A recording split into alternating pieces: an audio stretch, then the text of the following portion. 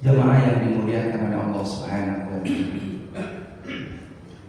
untuk mencapai yang namanya keistiqomahan, yang pertama bagaimana kita senantiasa menjaga ibadah yang namanya ibadah fardu ataupun ibadah sunnah. Orang yang istiqomah dia senantiasa apa-apa yang menjadi kewajiban, bukan hanya sekedar itu merupakan rangkaian rutinitas ibadah, tapi juga menjadi suatu kebutuhan dan kecintaan kita dalam ibadah. Kalau orang demen mah yang rahimakumullah, mesti yang jauh juga akan dikejar dan terasa ringan karena dasarnya cinta. Orang kalau cinta yang rahimakumullah, yang jauh jadi dekat, yang berat jadi ringan, yang susah jadi gampang. Inilah yang namanya cinta. Memang yang rahimakumullah, kalau orang nggak demen yang namanya sholat, masya Allah berat. Tapi karena kita cinta, karena kita benar-benar berharap rahmat dan ridhonya Allah Subhanahu wa Ta'ala, walaupun sholat terasa berat, saum terasa berat, haji umroh terasa berat, zakat terasa berat, karena dasarnya cinta, semuanya ringan. Ini sholat subuh jamaah rahimakumullah, kalau nggak didasarin cinta berat. Makanya lafadznya muazin azan subuh itu beda dengan azan-azan yang setia sholat fardu lain. Kalau subuh ditambah as-sholatu khairum minan naum, sholat itu lebih baik daripada tidur. Tapi kadang sok dibalik, ya kan? An-naum khairum minas sholat, tidur lebih bagus daripada. Ada nggak orang yang model begini? Ada nggak orang Islam sholatnya jam 7 pagi, saking malu sama mertua gordengnya ditutup, biar dibilang masih gelap. Ya. Kita mau ada orang Islam kadang-kala yang namanya ibadah itu sisa buat Allah. Ibu bapak jujur mohon maaf, ketika ada azan di At-Taubah, ibu lagi ngitung duit nih 50 juta, lalu ada azan di At-Taubah, lanjutin ngitung duit apa berhenti dulu sholat dulu? Yang benar Pak? Lanjut kemana ini? Ngitung duit. Masya Allah.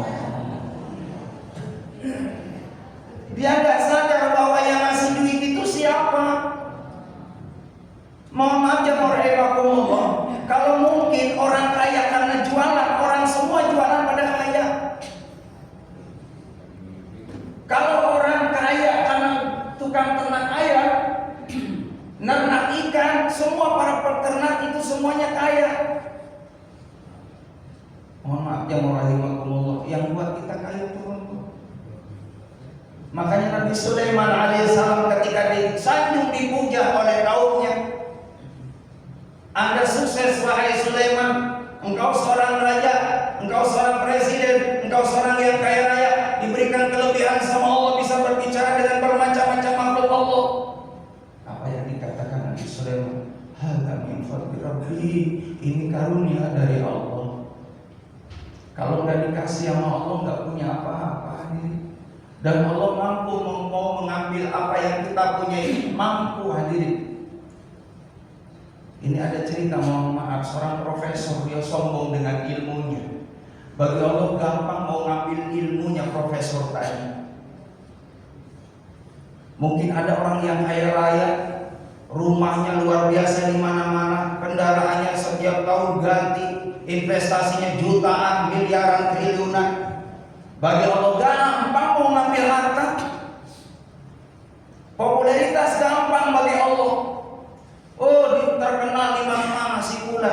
Bagi Allah untuk menjatuhkan seseorang yang punya nama besar, gampang bagi Allah. Lalu apa yang disombongin? Profesor yang rahimahullah, bukan hanya profesor satu, gelar profesor 3 bahkan. Asbabnya yang rahimahullah, di sang profesor masuk kamar mandi, mohon maaf, Pak Bu, kepleset. Itu profesor kejedot tembok. Gara-gara asbab kejedot tembok yang rahimakumullah, profesor lupa ingatan. Melongo. Ditanya nggak nyambung. Profesor yang rahimakumullah gara-gara ya kepleset kejedot tembok, hilang itu ilmunya. Yang rahimakumullah. Maka jangan pernah kita sombong dengan apa yang kita punya. Banyak-banyaklah kita senantiasa terus mengingat Allah Subhanahu wa taala. Maka orang yang istiqomah adalah orang yang senantiasa menjaga amaliyah ibadah, baik yang fardu ataupun yang sunnah. Salat subuh istiqomah. Kalau kita dengar azan ya rahimakumullah, lalu kita sehat, lalu kita ada waktu, ada kesempatan, rumah kita dekat dengan masjid, dengan musola, tentunya kita bersyukur, alhamdulillah ditakdirkan sama Allah rumahnya dekat sama masjid, sama musola.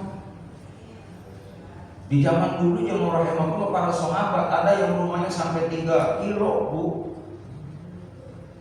Dari Masjidil Haram datang ya ke Masjid Nabawi, datang walaupun jauh 3 kilo, 4 kilo. Itu para sahabat seperti itu. Nah kita mah nggak pakai kiloan, Pak. Berapa langkah yang rahimakumullah datang ke masjid, lalu nggak nyempetin itu datang ke rumah Allah, padahal kita sehat, padahal kita ada waktu, ada kesempatan. Ini waktu yang berharga buat kita semua, alhamdulillah. Berapa banyak orang-orang yang ada di alam kubur di sana yang rahimakumullah minta kepada Allah Subhanahu wa taala kalau memang boleh untuk kembali ke dunia ini, jamaah rahimakumullah, untuk mau tobat kepada Allah Subhanahu wa taala, mau taat kepada Allah Subhanahu wa taala, untuk banyak berdoa kepada Allah supaya dapat nikmat kubur di sana. Rabbi laula akhartani ila ajalin qarib. Rajab. Ya Allah, kalau memang boleh kau tangguhkan. Kalau memang boleh ya Allah, kau izinkan aku kembali. 1 jam aja ya Allah, enggak pakai jam-jaman, enggak 1 jam aja. Saya enggak perlu pulang ke rumah, enggak. Saya langsung ke At-Taubah dari kuburan. Cuma yang jadi pertanyaan, diterima enggak sama ketua DKM? Orang udah mati Pak 10 hari yang lalu. Dia datang pakai pocong, assalamualaikum, numpang sholat, udah jadi mayat hadirin, mau diterima enggak? Ibu mohon maaf ya rahimakumullah, katanya ibu setia ya sama bapak, ibu sayang sama bapak, cinta sama bapak, setia sama bapak. Mohon maaf, kadang kala suaminya rahimakumullah enggak ada, mohon maaf, katanya setia, katanya cinta sehidup semati, suaminya meninggal dunia, berani ke jam 12 malam ibu nungguin suami yang udah jadi mayat, dikasih duit 50 juta tadi. Yang rahimakumullah, orang masih berharga ini karena masih ada jasad, ada ruh. Makanya disebut manusia ada jasad, ada ruh. Kalau sudah berpisah itu yang namanya ruh dari jasad, namanya mayat. Makanya nggak disebut namanya. Orang kalau udah mati nih, namanya Pak siapa yang disebutin nggak ya? Yang Pak Anton, ada Pak Anton? Nggak ada. Pak Anton meninggal dunia, jemaah rahimakumullah. Kalau sudah wafat, sudah meninggal dunia, paling Pak Amil nanyanya mana mayatnya, mana jenazahnya? Nggak mungkin, mana Anton, Pak Anton, Pak Anton. Karena sudah jadi mayat, jemaah rahimakumullah, udah ditinggal tuh namanya. Cuman sebatas ditulis batu nisan, jemaah rahimakumullah, Fulan bin Fulan telah wafat tanggal sekian. Udah orangnya masuk di alam barzah, jemaah rahimakumullah, nunggu hari kiamat. Kalau kiamatnya masih ratusan tahun, miliaran tahun. Kata ulama, jemaah rahimakumullah, selama masih ada azan di masjid, maka hari kiamat itu ditangguhkan, diundur lagi tahunan lagi. Jadi selama masih ada azan, kiamat masih jauh. Jadi nggak usah takut kiamat, nggak usah takut kiamat. Dan jangan memprediksi kiamat. Dulu Mama Lore kan begitu ya. Kiamat 2 tahun lagi, belum 2 tahun dia mati duluan. Iya, yang memprediksi hari kiamat dia mati duluan, dapat kiamat subuh duluan. Jemaah rahimakumullah, maka kita bagaimana menjadi orang yang istiqomah menjaga amaliyah fardu dan amaliyah sunnahnya. Jangan kita menikmati fardunya aja, tambah nawafilnya, tambah yang namanya rawatibnya. Ada keterangan hari ini, orang yang menjaga sholat sunnah rawatib jaminannya adalah surganya Allah. Amin ya rabbal. Itu baru rawatibnya. Qobliyah zuhur dua salam, berarti 4 kali. Itu ya muakkad namanya. Lalu yang rahimahullah ba'da zuhur itu ya muakkad. Ditambah lagi adalah ba'da maghrib 2 rakaat, ba'da isya 2 rakaat, lalu qabla subuh 2 rakaat, 12 rakaat. Dalam satu riwayat, barang siapa yang menjaga salat sunnah rawatib 12 rakaat, jaminannya surganya Allah Subhanahu wa taala. Amin ya rabbal alamin. Dan apa manfaatnya salat sunnah rawatib? Menyempurnakan ibadah fardu. Kalau mungkin ada kekurangan ibadah fardu kita, yang namanya salat kita mohon maaf ya Allah, kadang yang namanya khusyuk, masya Allah susah banget dapatnya. Kecuali kita salat berjamaah, insya Allah. Orang kalau salat berjamaah semuanya dinilai khusyuk di hadapan Allah. Amin. Dapat 27 derajat semuanya di hadapan Allah. Tapi kalau kita sholat sendirian, itu nilainya 1, itu pun kalau khusyuk. Kadang sholat sendirian, mohon maaf ya Allah, godaannya banyak banget di rumah. Mau sholat mikirin bakso.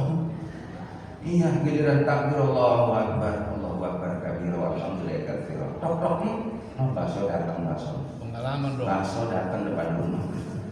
Walhamdulillah katsira subhanallah ibu pertawa asila. Tok nambah jauh. Baca Fatihah ruku jemurain waktu mikirin bakso. Ada lagi sholat HP-nya ditaruh di sejadah di sono. Giliran takbir Allahu Akbar.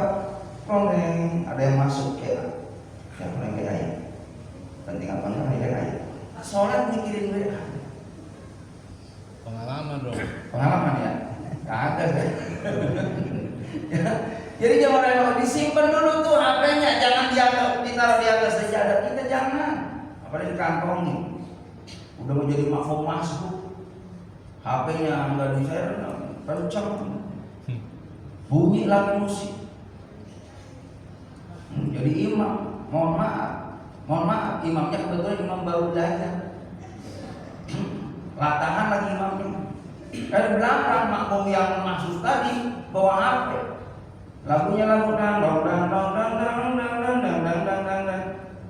Lah si imam namanya latahan. Iyyaka na'budu wa iyyaka nasta'in. Ya marhaban. Usahakan kalau kita jadi makmum masbuk, tahu diri jemaah rahimakumullah. Siapapun itu kalau sudah masuk ke masjid, HP-nya mohon maaf, jangan dibunyiin suaranya, ganggu. Makanya sebelum khotib naik mimbar kan, petugas yang menyampaikan pengumuman mesti ingetin, mohon maaf bapak ibu, bapak yang bawa HP tolong ya, jangan ada yang yang rahimahullah. Lalu yang kedua, untuk menggapai istiqomah, bagaimana kita senantiasa haus dengan thalabul ilmu, mencari ilmunya Allah. Sampai mati Pak yang namanya nyari ilmu. Semakin kita haus dengan ilmu Allah, semakin kita merasa diri kita ini lemah, merasa diri kita ini bodoh, jauh pengetahuannya. Kalau kita semakin haus dengan ilmu, akan Allah berikan pemahaman. Kalau kita ini memang belum tahu hal ini, nanti sedikit akan diberikan pemahaman oleh Allah Subhanahu wa taala. Idza radallahu 'abdan khairan yufaqihu fid din. Kalau Allah menghendaki seseorang memperoleh kebaikan, Allah akan berikan pemahaman. Syaratnya adalah dengan 2 cara, bisa dengan kita iqra, bisa dengan kita jamaah rahimahullah taklim. Bisa dengan kita baca. Iqra, baca. Itu dapat ilmu. Lalu juga kita hadir, yang afdol itu kita datang ketemu sama guru, melihat ustadznya, lihat ustadzahnya, lihat muballignya. Ini kita melihat orang yang sedang memberikan ujangan, ini dapat nilai kebaikan di mata Allah Subhanahu wa taala. Jadi ibu, bapak, lihat ustadz dapat pahala.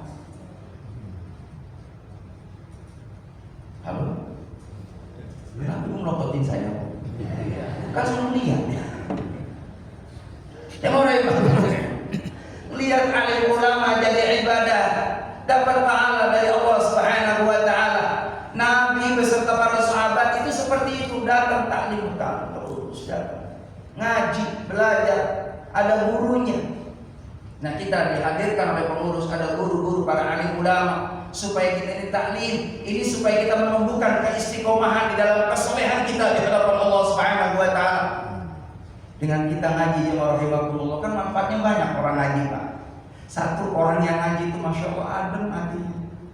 Cari adem hati, tenang hati susah. Kalau nggak datang di pengajian susah, apalagi di rumah udah banyak problem, banyak masalah di rumah. Mikirin utang banyak banget. Tapi insya Allah jamaah kalau nggak pada punya utang, enggak yang hadir di sini mah ya paling 1-2 1-2. Mudah-mudahan pulang dari sini pada lunas utangnya, amin. Ya Rabbal. Mohon maaf nih bapak tebak, saya punya utang nggak? Punya utang, punya, tahu. Emang Ustaz juga sama, punya utang sama.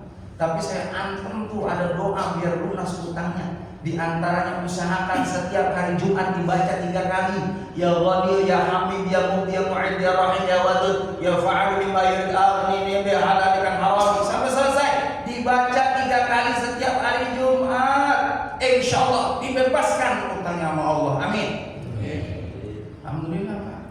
Saya dulu punya utang jutaan. Sekarang alhamdulillah dikit udah mulai lunas. Kan enak Pak, kalau nggak punya utang enak, tidur enak.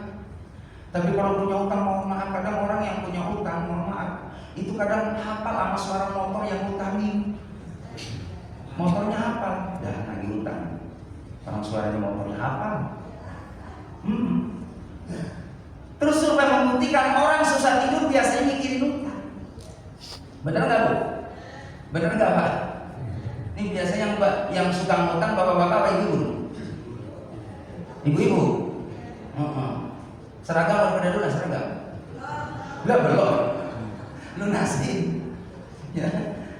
Terus minta sama suaminya, Pak, baik-baik ngomongnya. Ini alhamdulillah, ini seragam pengajian, ada yang model baru lagi. Tolong lunasin ya Pak. Alhamdulillah, baik-baik ngomongnya, insya Allah. Sebenarnya Bu, sebenarnya kelemahan bapak-bapak kamu Pak. Pengen tahu nggak? Pengen? Ibu-ibu kalau pengen suaminya perhatian sama ibu-ibu, Bu, ibunya juga harus perhatian yang penuh sama suami. Suami datang dia merahimahumullah, nggak usah nanyain duit, nggak usah. Itu mau suami baru datang, assalamualaikum salam. Tuh, mana duit? Disuruh masuk dulu, Pak, masuk. Ambil air putih dulu, biar minum, biar adem. Minum dulu, biar adem.